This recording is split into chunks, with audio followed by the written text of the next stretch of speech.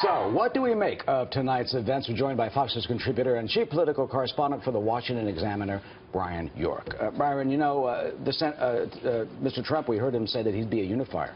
Is that even possible when you've got the attacks from Marco Rubio and Ted Cruz both having a dogfight at each other to try and be the one anti-Trump? What do you see happening from here as this race continues? Well, it doesn't seem possible at this moment, you'd have to say. Trump did seem kind of presidential in his news conference, but you have to remember, I think we've seen a hardening of attitudes toward Trump in the last week or so, and you're basically seeing Marco Rubio promise to stay in the race as long as it takes, all the way through the end, whether he wins Florida or doesn't win Florida, just to keep fighting so as to deny Donald Trump the 1,237 delegates he would need to clinch the nomination. And what would that mean if he does? He's been saying for days now, he says Donald Trump, emphatically, adamantly, completely, Donald Trump will not get the nomination. Is it possible, with Rubio staying in, that there will be this so-called brokered convention, and that he does have a point? Well, that is the Rubio theory. And they believe that even if they can't get enough to claim the nomination on their own, that they can deny it to Trump. But the theory is based, the Rubio theory is based, and we should say that he won the Minnesota caucuses, so he is no longer 0 for 15. He's 1 for 15 Yeah, now. but you know what that could mean? Walter Mondale back in 1984, well, he got Minnesota and the District of Columbia. I mean, does that really mean anything tonight?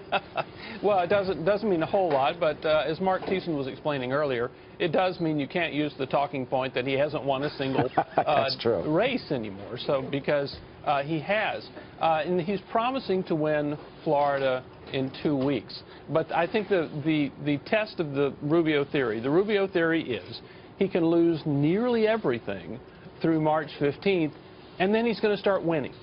And they believe that the states March 15th and later are better demographically suited to his campaign, and that they believe the anti-Trump forces will be better organized at that point. So, I mean, it's a theory. We'll see what happens. Yeah, but Donald Trump is way ahead in Rubio's home state, and we had these rumors flown around tonight about Governor Rick Scott going in Trump's camp. Well, that didn't happen. There were rumors that Rick Scott was going to endorse Trump, and in fact was at Mar-a-Lago there, but he was not. So, and it did not happen. His office says he's not endorsed anyone. But you're absolutely right. I mean, the story of tonight is it was a big night for Trump. He won 7 of the races. Cruz won 2, Rubio won 1, and there's still one, Alaska, undecided. So, I mean, it's a big night for Donald Trump. And the significance of what we just saw on the screen just a moment ago, it was not a typical campaign-type rally. It was a news conference, some characterizing it tonight as kind of presidential because of the flags. And then you had Chris Christie behind him. What is the message to America of that scene? I think the message is I'm already there. I Donald Trump, if this were any other race, people were saying everybody should now unite behind the front runner. I think he tried to make himself sound quite plausible as a leader.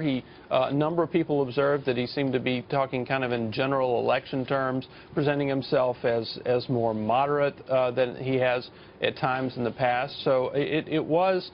And he talked a lot about Hillary Clinton, as we said earlier. But is that really possible for him to switch kind of like that and to, you know, bring the afterburners down a few notches? He'll have to go back into primary mode in Florida. There's no doubt about it. Because, I mean, even though he does have a significant lead over Marco Rubio in the polls in Florida, remember, there are 14 days before the Florida primary. A lot can happen at that time.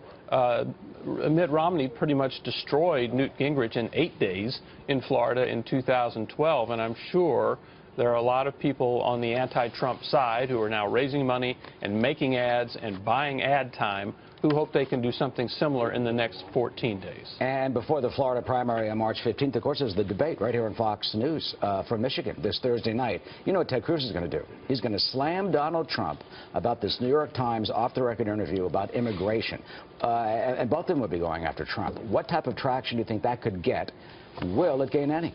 I'm not sure. They both mentioned it tonight, this so-called secret interview. And the allegation is that in an off-the-record interview with the New York Times editorial board, Trump said something to the effect that he wouldn't really be very hardline on immigration the way he had promised his voters, that he wasn't going to do some of the things that he'd promised.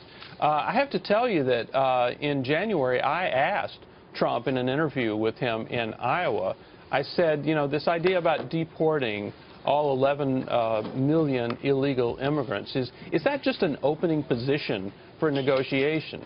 And Trump said, well, there could always be room for a little give and take, but these are very tough positions, and I would stick to them in a very tough way. So he said that to me about the same time he had this New York Times interview, but we can't say what's in this interview until we see it.